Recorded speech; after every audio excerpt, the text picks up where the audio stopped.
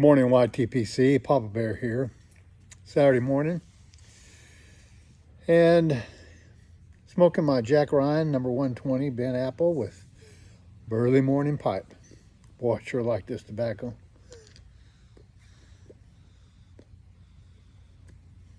It's mighty tasty. Well, this is going to be a VR to Jaime smoking in my car. He recently did a video about spiritual things, angels, demons, ghosts, and other entities, and asked if any of us have had any experiences with this sort of thing. Well, I replied to Jaime, I said, you know, I've had several, and I'll do a VR to share it with you. But it may end up being a series because I've had several different unusual encounters, unexplainable things happen that I hope you'll enjoy. In 1982, I left the fire department to attempt to college again. And shortly after I left, I had an opportunity to spend the summer on the Navajo Indian Reservation. This is a missions program that was advertised as working in a third world country without leaving the United States. And back then, and probably to some point still today, the Navajo Reservation is like a third world country. Very little electricity to all the places out there. Very little running water. You have to truck the water in or use a generator for power. Now, the Navajo Reservation takes up the northeast quarter of Arizona and the southern part of Utah, the southwestern part of Colorado, and the northwestern part of New Mexico. It's big, it's vast. And the Hopi Reservation sits right in the middle of the Navajo Reservation. Well, this 2-month program, there was 5 groups of college-age students, college-age people that went to the program. We spent 8 weeks on the reservation, living with Navajo families, helping them with building stuff. And our team was in Tuba City, Arizona, and we were rebuilding the roof and the ceiling of their church. Over the years, the sandstorms had just blown a lot of sand into the attic part of the church, and it was just weighted down with sand. And so we were sealing up all the corrugated metal on the roof and redid all the sheetrock inside.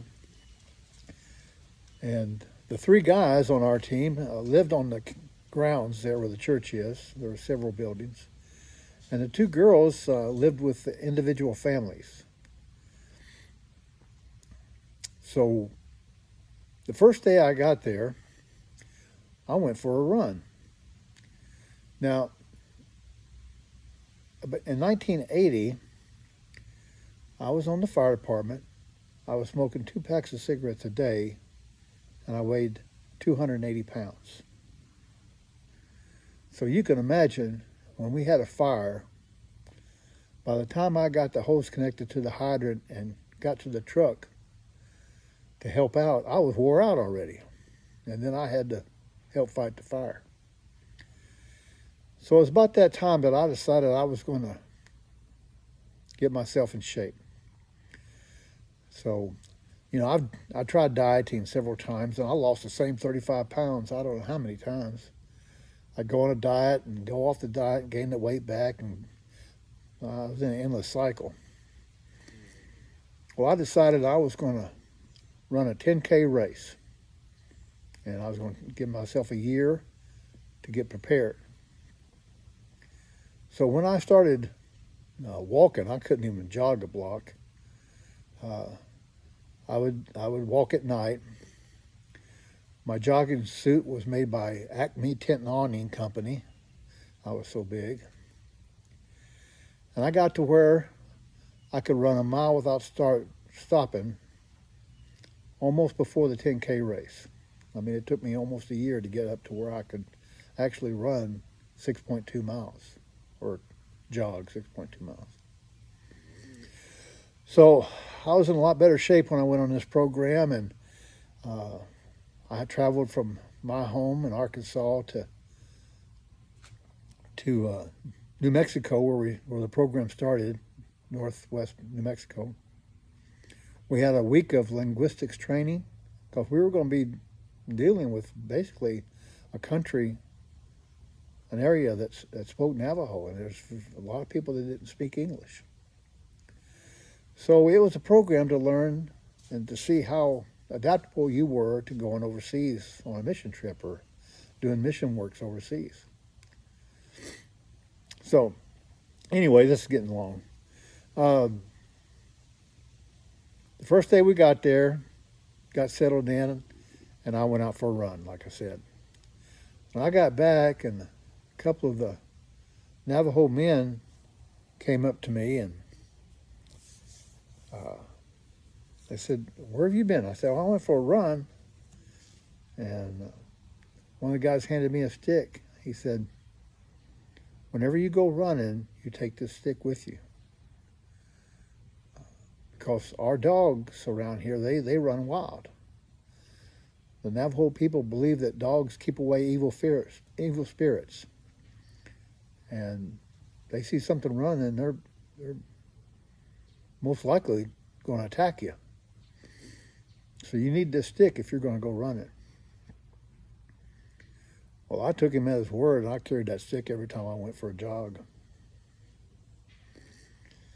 Well, we had working on the building, and then they had church services on Sunday and Wednesday night service. And when we had a Wednesday night service, one of the guys usually walked the two girls back to their homes where they were living. And so this one Wednesday night, it was my turn. And I walked with the two girls and dropped them off at the two different houses. And I was on my way back by myself, just walking down the street. Now, Tuba City, they went in there and they put in curbs and guttering and pavement, streets and everything else, but there wasn't any lot lines or anything like that. People just built their hogan or put a trailer just wherever they wanted to.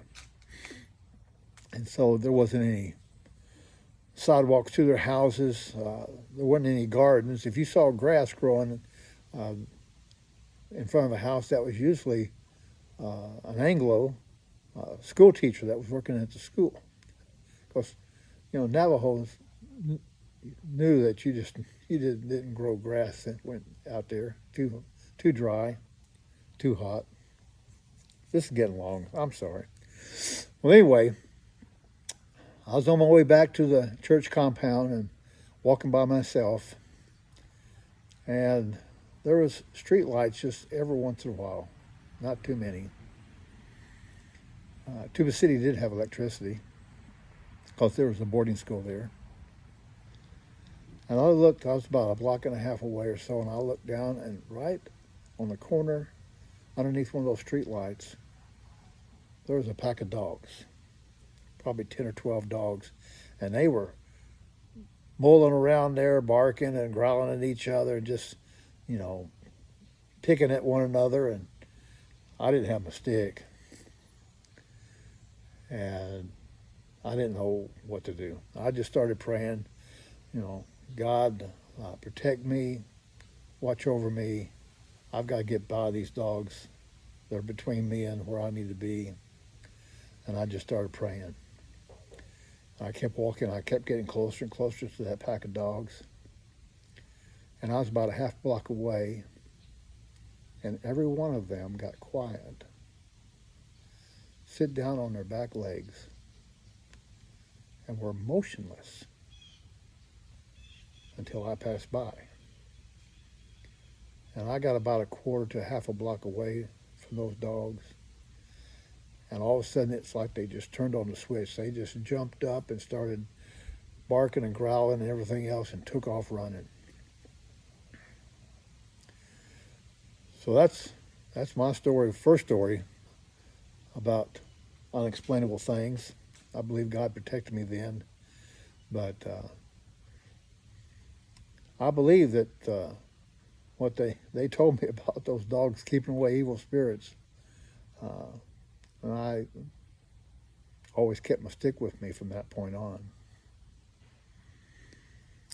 Well, this is the first story, and I'll probably tell you a lot more, because after that summer, I went to work for that mission organization, and my wife and I, after we were newly married, and we moved to that area, and I spent 3 more summers on the reservation as assistant director of that program.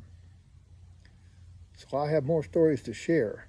So, Jamie, this one's for you, and y'all stay tuned for more adventures. Oh, and by the way, I felt to mention that I met one of the Navajo ladies there that was a rug weaver. And I talked to her about making me a rug.